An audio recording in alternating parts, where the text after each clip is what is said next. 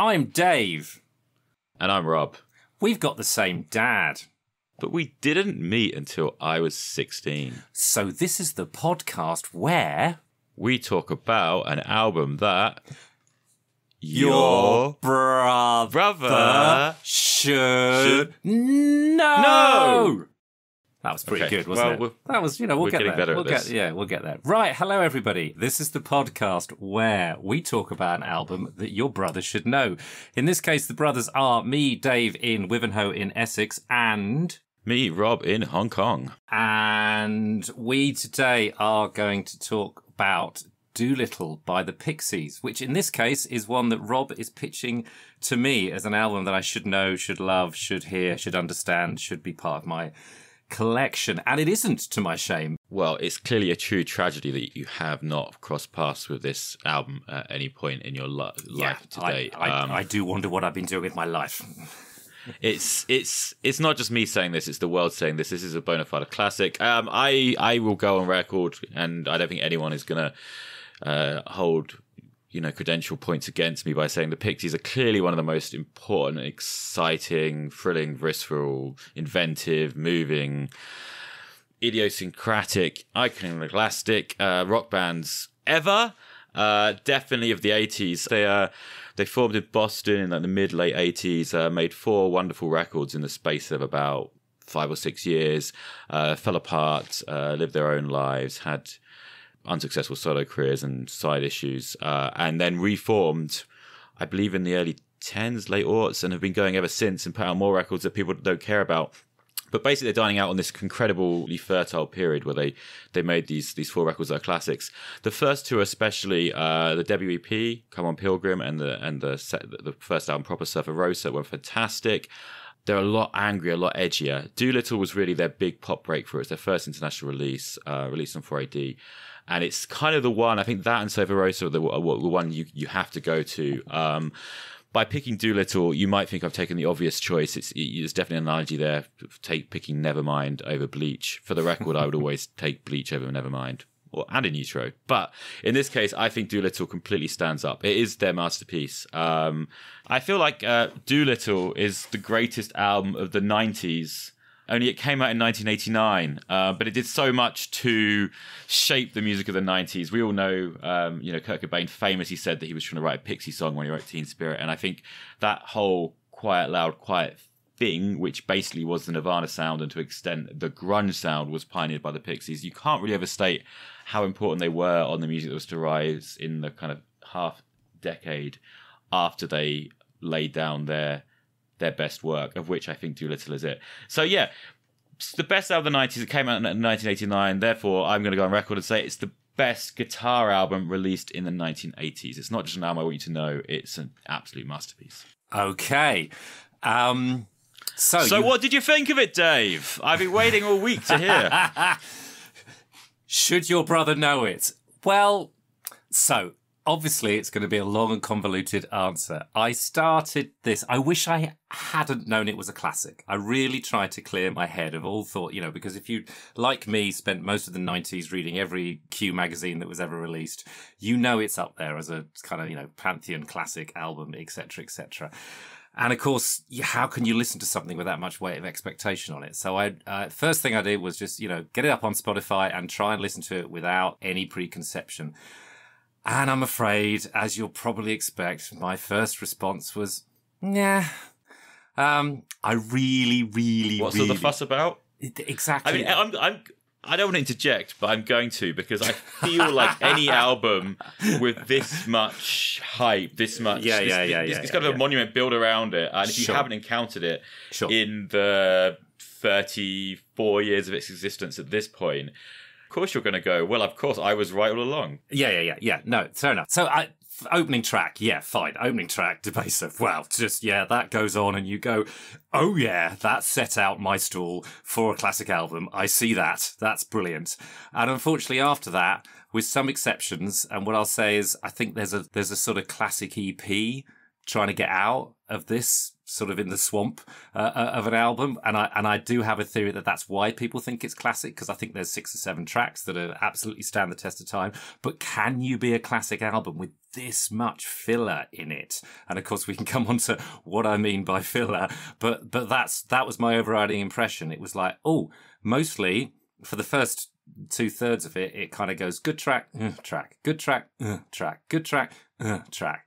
And it felt a little bit like, I think I've got a best of Placebo somewhere where they do, or it's the singles of Placebo or something, they do A-side, B-side, A-side, B-side, and boy, that doesn't hang together, because B-sides by their very nature are not the best. They're experimental, they're stuff we just threw out and we might as well put it out as a B-side.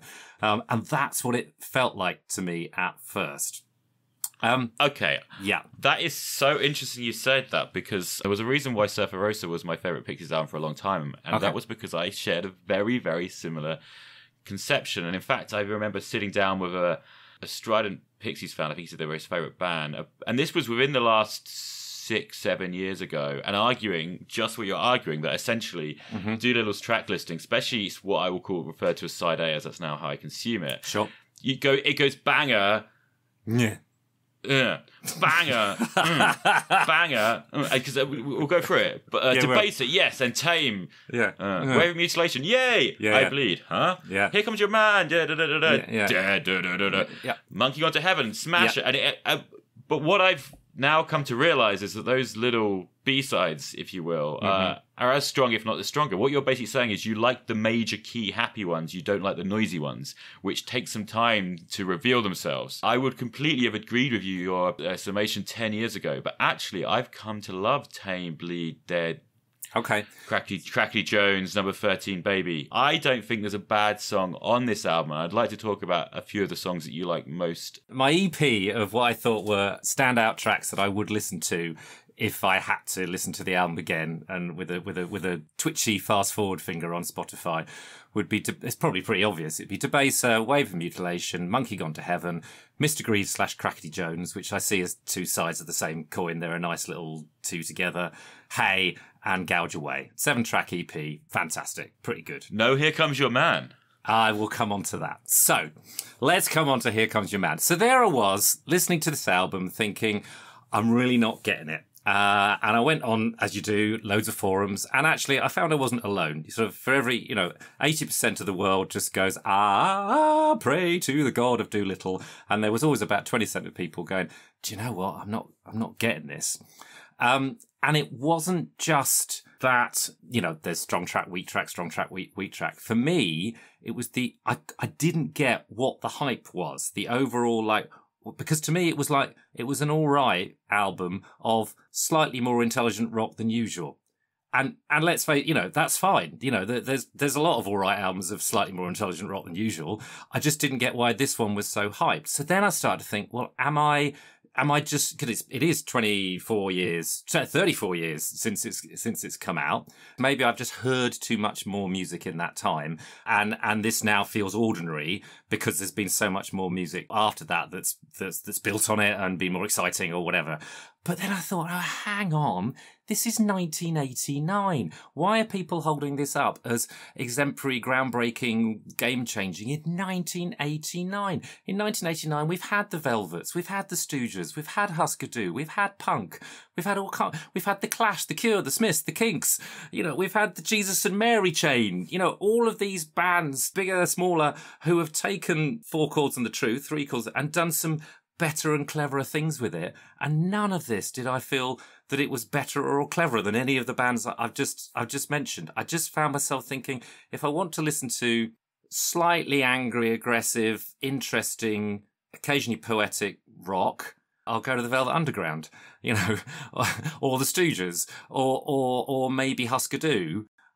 Why this? Why this is what I was thinking. However, I have to tell you about my epiphany. Okay, so my epiphany with this album.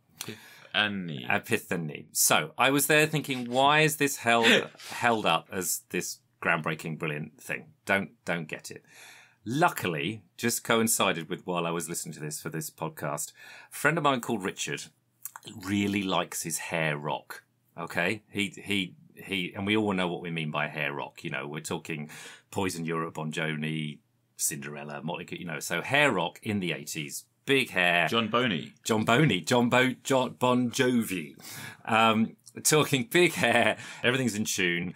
The subject matter is either about, it's massively misogynistic, or it's, oh, aren't we great because we rock? That's basically your two hair rock, items for consideration. And they play nicely, but with absolutely, the emotion of a sort of beige muesli settled on a pile of beige porridge. It doesn't engage you at all.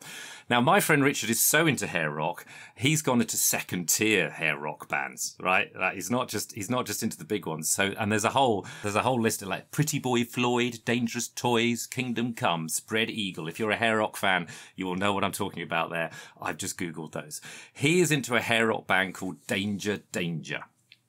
Okay. And he sent me some. And if I just read he sent me a track called Naughty Naughty.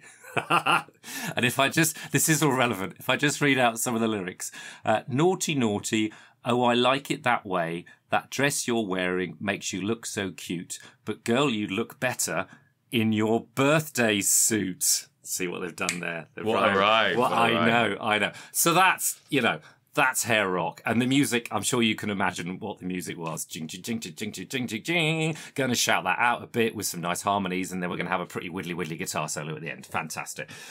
I listened to that, Naughty Naughty by Danger Danger, and then I listened to Debaser, and I think I then got it. If I'm a teenager, early 20s, in America in 1989, and I've been force-fed a diet of hair rock for the last 2 or 3 years, which I probably have because that's what was there and current, and someone gave me, Doolittle starting with Debaser, I would go, oh yeah, now I want to make music suddenly. Now I get it. This speaks to me. This is angry and intelligent and is rock. I mean, for me, it's angry and intelligent, it's rock, and it's been done before. But if all you've listened to is Danger Danger and arguably Poison, then I get why this is your Sex Pistols, never mind the Buzzcocks. This is why you've listened to it and gone off and formed a band and decided to do this stuff. And I might be doing America a disservice because I'm sure lots of people will be saying, of course in the 80s there was more than hair rock. But that's the only way I can make sense of this as this groundbreaking album. Yeah, if all you've had is hair rock and you listen to this, you're going to go and form Nirvana on the back of it. I get that. I got a lot to say to that, but first of all, I just want to retort to those lyrics by reciting, got hips like Cinderella, must be having a good shame. Talking sweet about nothing. Cookie, I think you're tame.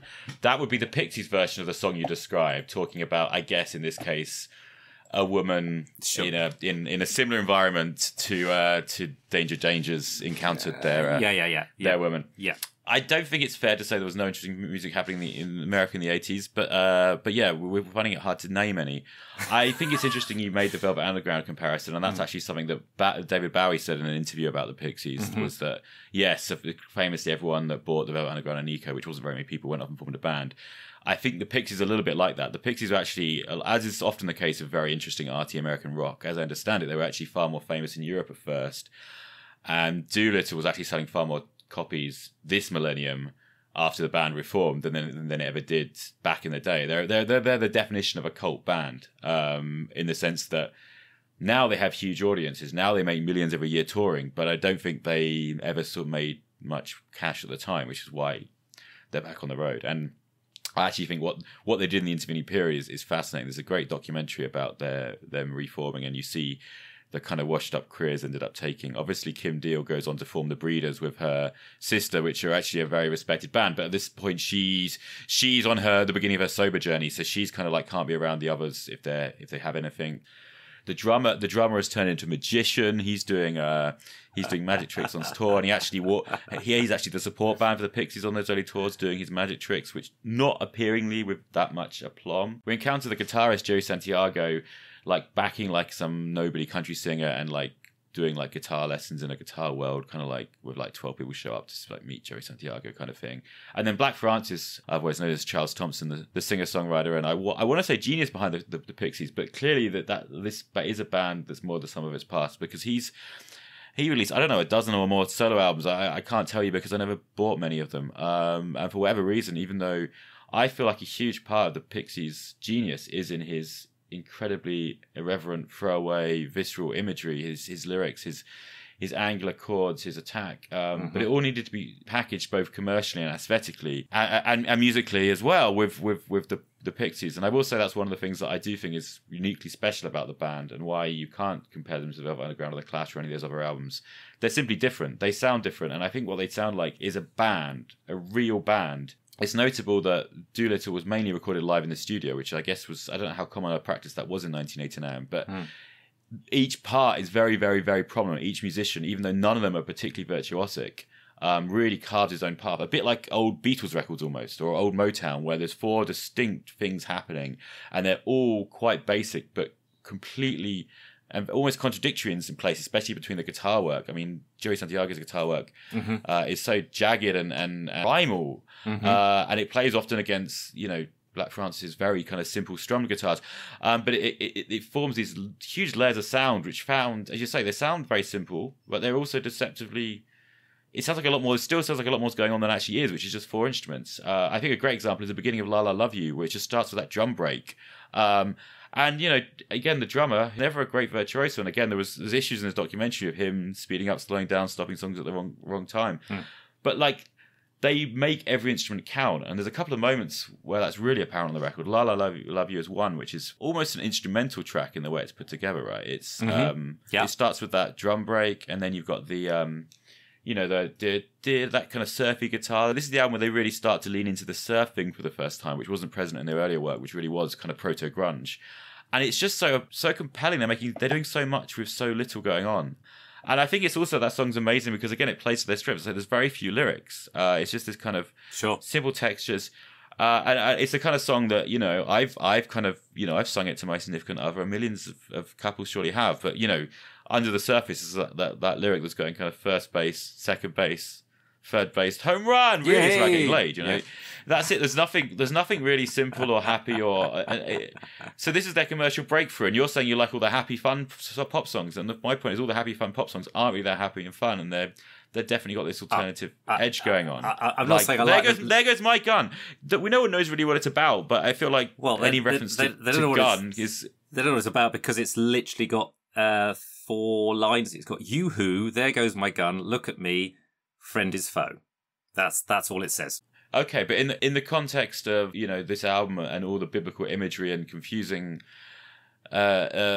moral confusion, we can say, that kind of permeates his writing, you have to imagine either he's referring to an actual instrument that can cause physical violence, or perhaps something on his body that could also be used violently. That's the only way I can interpret it. Okay, let's not forget this album was going to be called Whore. Okay. Which I'm very glad it wasn't, because I don't think it would have played out so well in the press. Well, there's so much weird, fucked up imagery on this album. I'm not someone that easily takes the lyrics, but I did realise listening back to this album how many of these lyrics I actually know and recite. And they're so powerful, but so ambiguous. And I think that's what really makes them great rock and roll lyrics. They could be... Yeah, they're personal but universal at the same time. Yeah, and the way he delivers them with his kind of crazy, unhinged squawks and warbles and bellows, and his voice is like a force of nature. And what he's saying is it's absurd and irreverent at the same time, but it's so laden with imagery that you feel it must convey some deeper meaning. And it always kind of paints... It's also very visual. It paints all these images in the mind. I mean, again, a great one is... Do you know the story behind Wave of Mutilation? No, go on. So supposedly, this is about an article he read about the wave of... as in, there was a trend of Japanese businessmen taking their own life because there was an economic crash, and they were taking humiliated, on this raid of humiliation. Right. And he's written this really beautiful pop song essentially about mass suicide. Yeah. And I think the wave, it's hard not to imagine it's a play on Husaka's Wave, probably the most famous piece of Japanese art. Mm-hmm. And I think those are the kind of things where I never knew that, but I always found the Wave of Mutilation sounding, it was just an image that was already so loaded and powerful, and knowing that it actually has these legs to actually stand up on. Sure. Sure. Okay. And I guess that's probably one of my issues with it, because you know me, I am a sucker for a lyric, and as yet they've not sort of osmosified into my brain in clearly the same way they have for you, and I found them I found them a little willfully kind of esoteric and obscure, which is exactly which is funny for me because, you know, one of the artists we've talked about a little bit is Tori Amos, who is completely always accused of just using, you know, deeply weird and just funny lyrics that come into her head. And I engage with her lyrics completely in the way you just described, actually, which is, I don't necessarily know exactly what you mean here, Tori, or in this case, the Pixies, but what you're saying resonates me and I'm making my own interpretation of it and it's working for me. To play to an analogy, I think we'll probably lean on too much, but there's famously or rather famously, I mean, someone once said it and I've remembered it, but you can make the classic Neil Young versus Bob Dylan distinction of Bob sings about the outside world. He hypothesizes and prophesizes and casts, you know, views on political issues, or certainly did in his heyday. It's very observational. Whereas Neil and so many other songwriters just kind of write about what's in, and actually Leonard Cohen would be in that former camp as well, for example. And whereas the Jonies and the Neils would just kind of write about what's inside, and sometimes that is quite apparent, quite straightforward, quite literal, but often it's just weird images that you then take on to mean something. And I actually think that's when rock and roll songwriting for me is at its most powerful, when it paints those own images. And like I said, I do think that Black Francis' lyrics are incredibly visual. It's no coincidence that he again is meant to be a massive David Lynch fan, and of course plays to surrealism. So let's get back to Debaser. All right. Yeah, as I've said, you know, I may never listen to the whole album again, but Debaser is going on pretty much every, you know, mixtape, if I, you know, party mix. Every hipster dad playlist. Yeah, I mean, it is sad. I'm of an age where, you know, I have barbecues with my kids and other families with kids, and I make the playlist, and that's going on there because A, it's good, and B, it's hipster, right? So that's going to work. But what I have to say, no, I'm gonna play to that point, definitely. So I would say I encountered the Pixies when I was in my mid to late teens. I fell hard and I absorbed them. But I don't think I ever really appreciated the sheer power of Debaser as the banger it is until I went to university, and it was an indie club dance floor filling staple. Yes. And the minute it came on, you jumped out. And there were a few contemporary songs at that time that would have the same effect, like Last Night by the Strokes, some of the early Libertines. But anyway, so I don't think I ever really appreciated the power of that song until I kind of saw it in action and felt myself trying to clumsily, you know, rush up to women listening to it and feeling like it was my song as well. Like it was something so intensely personal that I was all now sharing with a room full of strangers, and it felt amazing. And the funny part is, I always thought the lyric was shit, you can lose it. I think I was thinking like, can you lose it? You can lose it. Shit. And obviously it's all about I am un chien Andalusia. Yeah, it's all about this famous, you know, surrealist film by Louis Brunel and Salvador Dali from 1929, I think. So I was singing it wrong for probably 10 years or so, you know, at least. I always had Slicing Out Eyeballs, and you always think, what kind of song says that? I mean, that. Yeah, you know, and in and of itself, you know, a piece of rock majesty in however long it is, 3 minutes, which has got not just you but countless people from their late teens, early 20s jumping up and down in dark clubs about a 1929 surrealist film. That in itself is worth the price of admission, isn't it? That's just fantastic. Yeah. So if nothing else, I've changed your playlists forevermore. You have. So let's move. So Tame. I've listened to Tame a lot because for me it was the point I went, oh, this could be a classic album. Oh, golly, this isn't classic album. This is to me, Tame and I Bleed are the two low points of the album, because for me, basically, they're just not, I'm not going to sound like a really old git here, they're just not songs. There's just a bit of a nothing verse, and then the chorus is the title of the song, said or shouted. Tame, or I Bleed. You know, I Bleed is like a slower Tame. I really, really can't get into them. And there's a point in I Bleed, about a minute in, where the lyric is, why are we here? And then nobody knows. And he sings Nobody Knows in a funny voice. And it's like literally he's searching for some interest. You know, we've both, you know, written songs. And you know that point where you're trying to write a song and you're like, I think this is a bit dull. I'll just do it in a funny voice to see if it more interest. And that's what he does. I'm literally going, he goes, why are we here? Nobody knows. And I'm like, yeah, I really don't know, because you've just decided to go, nobody knows, for no apparent reason. We go to sleep. It's amazing. Other than to try and get some interest into what's, and this is where I sound like an old git, no melody, no interesting lyric, no energy, no passion. I just find, sorry, and I bring on the hates, but Tame and I Bleed, I can't get behind at all. I suppose my challenge is if you would say, oh, the Pixies are great, okay, send me a really good song. Tame and I Bleed, you wouldn't send to anybody, and out of context, anybody would just go, huh? What are you talking about? They're just kind of nothing songs. Well, maybe it's overexposure, but I've come to love those songs, and I think they have a real edge vibe, and I feel like what you're describing is what kind of makes them great as well, that they are throwaway songs, but that doesn't make them disposable. And it's very idiosyncratic. I think the delivery, as you pointed out, like that's not a bad thing. He comes across like this unhinged, unconventional. He's not a frontman. He's not a singer as you know him. He is someone like that rowdy friend who's had too many drinks at the pub and just wants to get his message across. And I love that about it. He's not trying to be normal. He's not trying to write nice poetry. And you've got to see them as band performances as well. And I think all of these two songs especially really play to that idea of like grunge and that loud heavy thing. I don't know. I feel like I've got a lot of time for them. Okay, and just to come back on the loud heavy thing, and I know because I read the David Bowie quote as well about they were the first one. Oh, come on. It's 1989. People have been doing loud heavy for a long... I mean, Buddy Holly did songs that were loud and then a bit quieter. He didn't have a fuzz pedal, though, did he? I know he didn't have a fuzz pedal, but it's not exactly new to go, we're going to do a quiet bit in the verse and a loud bit in the chorus. I mean, that has been done quite a lot before. So I don't quite get the why they're...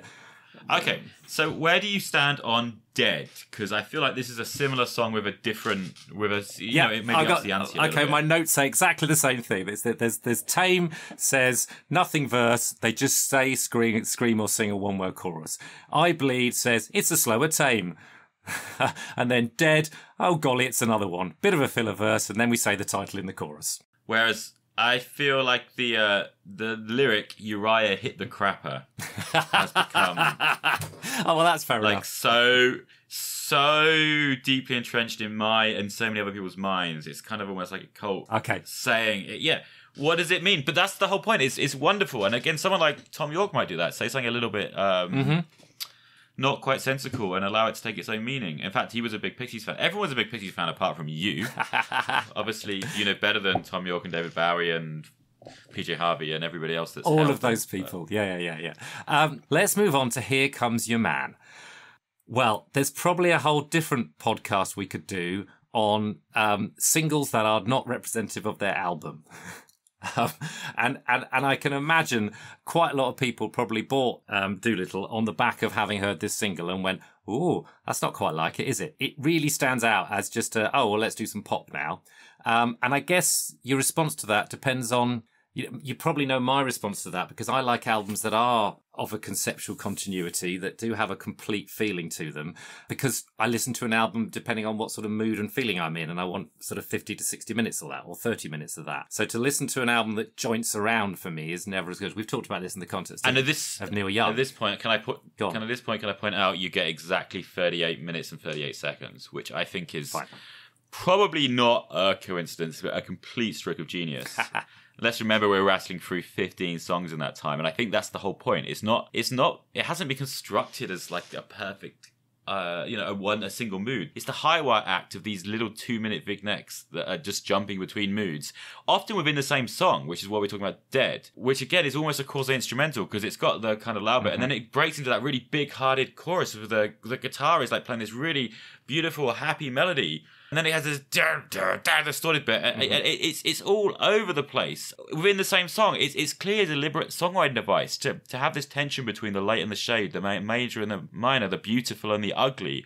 The fact that the music can sound as different as you're suggesting and cover as many moods with really just 4 simple instruments most of the time. There's some overdubbing going on, but really most of this can be replicated by bass guitar, two guitars, bass drums. That's it. All of this is to its credit. I mean, I think it's incredibly economical use of quite limited means, and I feel like that's why going from I Bleed to Here Comes Your Man to Dead to Monkey Gone to Heaven, it's a trip in like 8 minutes. They're covered 6 different tonal bases. It's a feat. Yeah.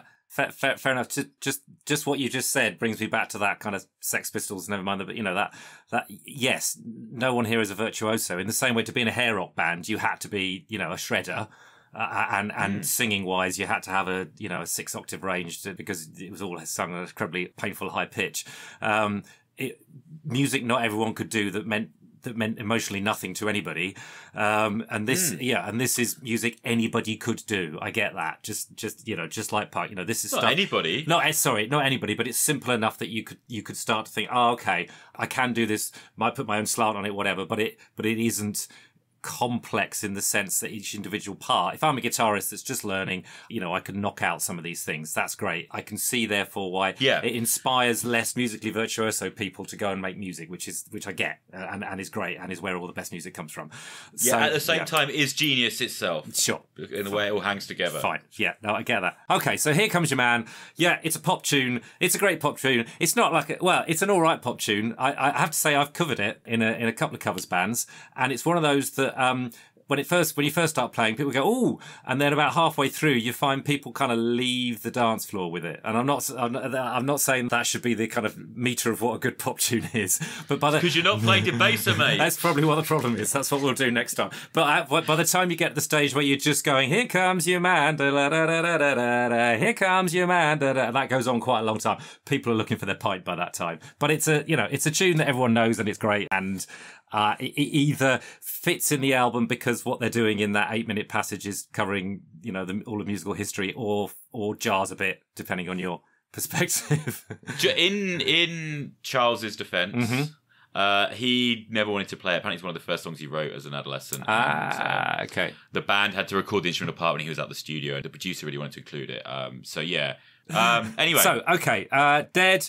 So we've had Here Comes Your Man. Monkey Gone to Heaven. Yeah, it's a classic, of course it is. To me, okay, so the songs you knew before you heard this album were Debaser, Here Comes Your Man. No. The songs I knew were Here Come Your Man. That's it. That's it. But how are you calling Monkey Gone to Heaven a classic if you've never heard it before? Because now I've heard it, I get it's great. It engages with me. And what do you think it's about? Oh, I haven't got that far because I've only been listening to this album for 2 weeks. Tell me what it's about. So again, I would say this is lyrically one of the moments that just grabs you, right? You instantly want to know. There was a guy, an underwater guy. It's like this crazy man next to you in the pub talking. Like you're overhearing conversation. Like, he got killed by 10,000 pounds of slides. That sounds like a ridiculous made up headline. You're like, what is going on? Yeah. I was told by a close friend when I first got into the Pixies that Monkey was meant to be junky and it was about just someone ODing. And I kind of believed that for a long time. But actually, I mean, if you read a bit deeper and look at the second verse, there's a hole in the sky. Which got sucked in the hole in the sky, basically about the environment, and that also plays to the sludge, right? So basically, it's about how we're messing up the world. I think is the gist. Yep. So many lyrics on this album that are just incredibly difficult to forget. But I think if there's one line in this album, I do think it's if man is 5, man is 5, man is 5, and the devil is 6, the devil is 6, then God is 7, God is 7. You can't. I mean, it's delivered with such aplomb and such conviction and such, I don't know. I can't really describe it. It's not like any music I've heard in my life before. The other lyric I love most in it is the most simple. And it plays back to what you were saying about the hair metal. Take it away, Joey! And then he plays that, pretty cool, but very kind of simple, like, bedroom guitar solo. It's like playing up the fact that they're a band in a room, anything but Bon Jovi or Poison or Guns N' Roses or... let's have this moment of faux virtuosity and kind of showmanship in a song that's kind of post-apocalyptic.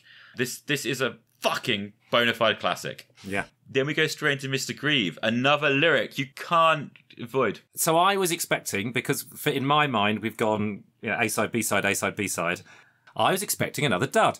But do you know what? Mr. Greaves and Crackly Jones, I really liked. I see them as a together kind of little duo. I see why they put them together. They reminded me, and I know that you'll laugh at this, they reminded me of Green Day, just like pop punk, fun, upbeat, although they're lyrically different to that. But that, I just like them as a pair. They'd go on my extended EP, they'd go on of 7 tracks. My sort of more finer EP, they wouldn't go on. But basically, your greatest hits. Yeah, exactly. But I didn't mind Mr. Greaves and Crackly Jones. I thought, okay, yeah, they're pretty good pop punk. That's where I went with them. I feel like that what happened there is side A ended, which is what happened with Monkey On to Heaven. Sure. Great way to play out the side. And then we go straight into side 2, which they've started again with 2 throwaway nuggets. Crackety Jones, shortest track on the album at 124. I think it's written about a crazy roommate. I kind of love him using Spanish. He uses more Spanish on the first album. I think Mr. Greaves is... I love it. It starts that that offbeat, that almost reggae kind of thing. And hope everything is all right. Another one of those lyrical moments where he's just saying something completely mundane, but with such... I don't want to say profundity, but such gravity, such... placing it in such an incongruous context, and that it means so much. It's a bit like the Uriah Hit the Crapper. There's so many lyrics that just jump out at you, and you can take them and run with them and think it means what you want to. And then it ends with another refrain that I can't. Do you have another opinion about what? I mean, he's demanding. He's basically, this is the way it is. This Mr. Greaves is a biblical figure. It's another biblical song. There are 3 or 4 very obviously biblical songs on this album. Right. I'm not a man of the book. I haven't really researched all those references. But, I mean, I think that's kind of what religion's saying to us, isn't it? Like, well, this is how it is. Do you have another opinion? Okay. Yeah. And it's being asked in a way that you definitely have no license to have another opinion. To which the answer must be no, or bad things will happen. Yeah. Okay, so Mr. Greaves, Crackety Jones. Bang. Bang. Bing, bang, bish. Lovely. We've talked about La La Love You. I think it's a moment of genius. It's that surf, chill. It's a moment of respite after those 2 completely crazy... It's a cleanser. And it's incredibly cute, and then you think it's kind of like a cheesy love song with the whistling or playing to the surfing, but then you've got the kind of potential references to, I don't know, I'm imagining date rape or whatever with what's going on here. Okay. First base, second base, it's like, someone's out for everything they can get from the encounter, that's for sure. It didn't grab me. Got halfway through it and thought, it's not engaging me in any way, shape, form. I'm going to fast forward this. And the same thing happened with number 13, Baby. See, number 13, I think the best bit is the outro, and this is when you can really hear that they're a band in the room jamming. It kind of just goes on for an extra, 30, 40, 50 seconds at the end. Yeah. There's not much dead space in this album because all the songs rattled by with so many lyrics or lack of lyrics, but there's always something happening, and this is the one time they allow it to kind of trudge on this and allow like a groove to play out. It feels like the album's taking a kind of slightly more slow down moment, it kind of following from La La Love You. I like this kind of feeling. And then coming in with There Goes My Gun again, I feel like things are deliberately winding down to a certain extent. And then we reach what surely is the emotional peak, an actual undisputed masterpiece of the album. If they'd leapt straight to Hey from Crackety Jones and it would have been a shorter album, then I think it would have been a better album for me without those 3. La La Love You, number 13, There Goes My Gun. I could cheerfully have done without. But Hey, that's on the shorter classic EP for me. It's got that conversational guy in the table next to you vibe, like, hey, been trying to meet you. What do you feel like? You feel like you're overhearing a conversation between 2 people, and I really love that feeling. And again, it's very oblique. You don't really know what's happening, but it's clearly the words are taking on this kind of renewed significance, this sense of gravity, and then it kind of climaxes that lyric you kind of almost miss, that the mother makes when the baby breaks. Yeah. That's right. But the mother makes when the baby breaks. You're like, what's going on here? All is not well in the world. Not well. I mean, I love the said the man to the lady, and the said the lady to the man. I mean, So it's like, are you listening to a fight next door between a couple? Maybe you got your ear to the door, or are you saying this is ultimately, no matter how much in love you are with someone, that's ultimately all it gets to is you just go and they go all night. I.e., they shag, but it doesn't mean anything, and it's just and Mary, ain't you tired of this? It's desolate, pretty. And that just the opening, hey, been trying to meet you, but suggests they're already meeting. It's almost like you're trying to connect, trying to have some kind of empathy, some kind of human moment. But it all rests on these, again, kind of oblique, weird lyrics, but it only works because the music's so powerful. And again, this was recorded live in the studios, apparently. I think not in many takes. Okay. And then you've got the combination of the 2 different vocal lines and Joey Santiago's guitar, just getting the chords going round and round. It's just heartbreaking, is it? You got, hey, chained. Heard Kim Deal's like completely cold delivery, complete disengagement with the hey, and then the guitar just bending that one D note over and over again. It's like the saddest D note that was ever played. I feel like it's up there. Where is my mind? As their kind of like their most somber, powerful, mature musical statement. I think better because I think it's the one song, maybe Debased as well, where you're right, that thing about this couldn't be anybody else, or this is the unique sum of their parts. I really got. I'm glad I've heard the song. I'll play it again, and it's definitely the Pixies in every single way, shape, form. I can't imagine another group of people creating it, and it's a piece of art that you could read lots of things into and enjoy. It deserves its classic status. Yeah. Yeah. And Okay. I guess we have to just touch on the closer then. Gouge Away, a song which... Hang on a minute, there's Silver first. Which, I didn't know... do you really want to do go you know there? what? My notes say, the least popular track on Spotify. And I can see why. It's just a dirge. I mean, it's this haunting acoustic moment of chill. You kind of feel like the album's going to end after Hey, and then I feel a bit like Silver is the credits or the music that's playing where you're waiting for the band to come back on stage, and then Gouge Away is the encore. Okay, because Gouge Away, it's a great album closer. Musically, lyrically, it sort of says, okay, we're now closing, we're bringing things, it's almost like a... Epilogue? Epilogue. It's like an epilogue. Yeah. Thank you. We'll... So I think Silver is the curtains coming down, or the credits rolling, or the pages, the empty pages that you need to cleanse before you then welcome that epilogue that's going to come in and blow you away one more time. Just when you thought this album couldn't get any better, that it had everything it had to say had been said, they come in with what again is one of the 5 strongest songs on the record, probably. Gouge Away. So what I've written, if Gouge Away, if the album had been what everybody thinks it was, this would be a great closer. And it isn't. Well, I'm still struggling with what I see as good tracks from bad or more boring tracks, and so, but I get that it nicely ends the album. And had it been an absolute barnstorming, brilliant album for me, I would have gone, yeah, that's perfect. As it is, you wouldn't, because it's an album closer. It's almost like, would you play it on its own? Does it stand up on its own, which is interesting. It doesn't make it a bad song. It's just it almost doesn't work without the rest of the album coming before it. I don't think that matters. I like feel like an epilogue. It could be an opener. I think it's just a great song. I love the staccato bit at the end of that. It just really builds and builds. Again, that incredible vocal performance. What it probably really is about is addiction, because there's always these references to spoons and bad arms. This whole idea that you stay all day if you want to, making it very clear it's kind of your decision to kind of choose to live that lifestyle, which is maybe not the most enlightened view, but I feel like it's basically painting this picture of a place that sounds a little bit inviting, but then kind of showing that it isn't really in the chorus. And just musically, I love the way it builds to that big chorus, this sacred whatever, and the the staccato bit at the end of the line. It's just a really, really powerful piece of music. I was just thinking the other reason it works as an album closer. Yeah, I get your drug reference. It's also that Gouge Away kind of reference to the rest of the album, which does take you to some interesting extreme places, slash your eyes, all of that. It's like, well, you can listen to, you can gouge away at these things, you can go to these dark places in your mind, or you cannot. It's kind of your choice, but we just have done for an album. That's what we've been doing. We've been gouging away. Yeah, fair. I mean, some deep cuts, you could say. Indeed. Haha, very good.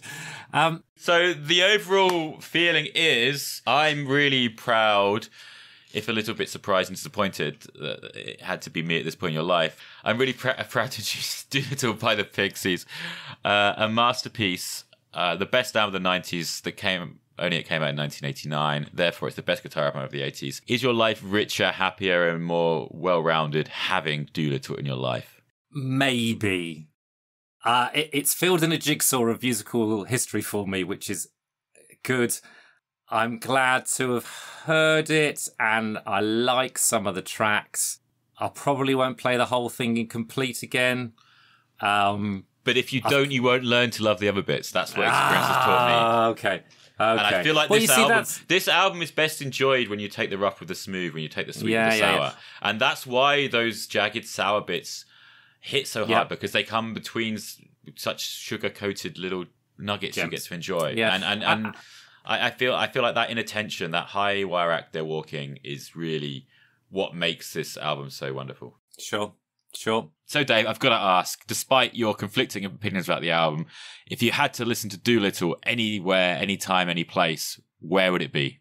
It would probably be, it's early morning, right? It's early hours. It's like 4 a.m. at least.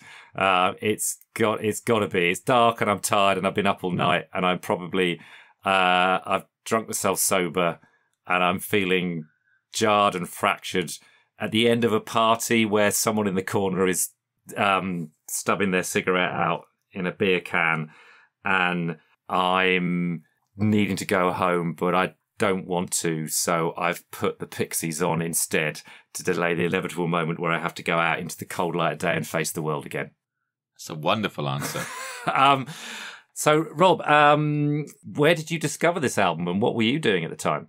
I mean, I wish I heard it at a cool hipster house party 4 a.m, but it's far more mundane. I think I just read about it in magazines, and I went out and I bought it. Ta-da! And there was a single summer where I bought this, and I bought all the Pixies albums in a single summer, and I consumed them. But the memory I have, I was on a canal trip with everyone from high school. Wow. It was around the time we met. I was about 16. Yeah. And this album, especially, was like a solace. There was something I found in it that was so... I think it was that mix of like sheer pop oblivion with this darker undertone of angst that really spoke to me. So coming out of like going through grunge and then the singer-songwriter era, this kind of like combined the two. You know, I was past listening to Nirvana and Green Day. I've been listening to, you know, Neil Young and Bob Dylan and Joni Mitchell and finding Nick Drake and finding solace in this serious music. But this was somehow had some severity to it, but also brought back the bite of the guitar music I'd heard earlier in life. And somehow it all came together for me. Sure. And I've never really stopped listening to the Pixies, but I feel like my affection for them has only grown over time. And I saw them at a festival in Atlanta in the US in 2015. And that really, you know, building up to that moment was a big one for me. And I feel like it's a band that is going to stay with me for the rest of my life. Very good. Cool. So that was us talking about Doolittle by the Pixies, an album I should know. And do know. And I do now know, and I'm glad I do, and I will do more work on it. Well, I'm glad you took something from that experience, Dave. What are you going to subject me to over the course of the next week? I am going to send you another bona fide 80s classic, and that is Disintegration by The Cure, which I can see by your little face you're so happy about. Thanks for listening, everybody. See you next time.